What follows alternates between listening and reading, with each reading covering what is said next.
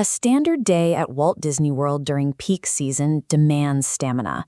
You're navigating 90-degree heat, 90-minute wait times, and thousands of other people moving shoulder to shoulder towards the exact same rides you want to ride. Then there's Disney After Hours. This is a separately ticketed event that caps attendance and gives you the run of the park in the dark for exactly 3 hours. During this window, you get complimentary ice cream, popcorn, and bottled water. But more importantly, the queues for headliner attractions drop to 5, maybe 10 minutes. You walk right on. This visualization shows the catch. 5-minute waits and empty walkways come at a high price. A family of 4 will pay almost $800 out of pocket. Look at what happens to the timeline here. You are paying to condense what would normally take 10 hours of sweaty, crowded theme park touring into a seamless 3-hour sprint. This ticket functions as a high-priced fast-forward button, specifically engineered to bypass daytime operational friction. The alternative is the traditional route, buying a standard day ticket and facing the parks in the dead of July. This method requires physical endurance. You will sweat. You will stand in slow-moving, switchback lines for hours, absorbing the physical toll of the Florida sun. It also requires intense logistical effort. You have to wake up at 7 a.m. sharp to book lightning lanes, and you'll spend a significant portion of your day staring at your smartphone to chase down return times. This quadrant chart lays out the trade-off clearly. If you look at the bottom right, a standard peak day keeps your financial costs lower, but extracts a massive toll in physical effort. In the top left, the after-hours event drains your wallet but preserves your energy. Every Disney trip requires payment. You either write a check up front for convenience, or you pay with your own stamina on the pavement. This matrix compares the base pricing across the participating parks. Magic Kingdom sits at the top, ranging from $175 to $199. Hollywood Studios and Epcot are slightly cheaper, capping out around $189 and $179 respectively. Now factor in the annual pass holder and Disney Vacation Club discounts. Hollywood Studios and Epcot both offer $30 off per ticket for those members. But look at the top row. Magic Kingdom offers absolutely 0 discounts. If you hold an annual pass, this single detail alters the usual cost-benefit analysis. You're paying the highest baseline ticket price in the resort and absorbing the full retail hit without your usual membership perks.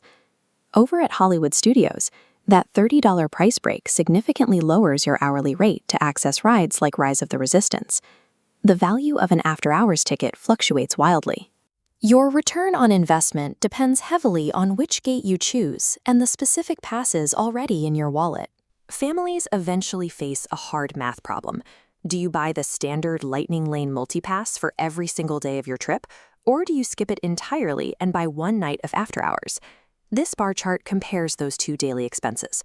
Buying multipass for a family of 4 will run you between $120 and $160 for a single day. Contrast that with the right side, where one night of after-hours hits $800. Watch what happens when we stack those days. That same family can purchase multipass for 5 consecutive days and still spend slightly less than they would on a single 3-hour after-hours event. To track these competing trip-specific line items before you travel, you need a structured tool like the Disney Budget Master Workbook. It's $27 and you can grab it right now at mydisneybrain.com. Running these numbers in advance prevents hundreds of dollars in spontaneous overspending. It ensures the choice between multipass and after-hours is driven by data rather than in-park panic. This flowchart will map exactly who should buy the ticket.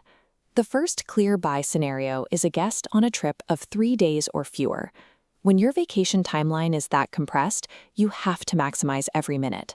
Paying the premium to knock out 10 headliner rides in 3 hours is highly efficient.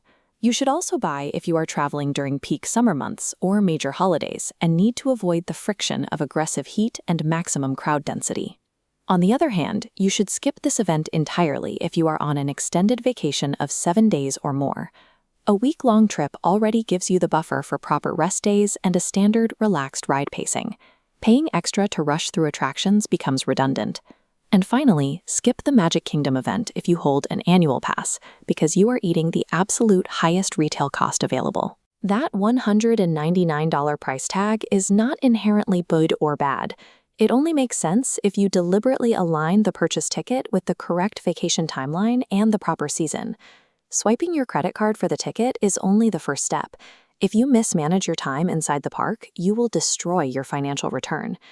The first mistake is arriving at the exact moment the event officially begins. Your ticket legally includes early mix-in hours.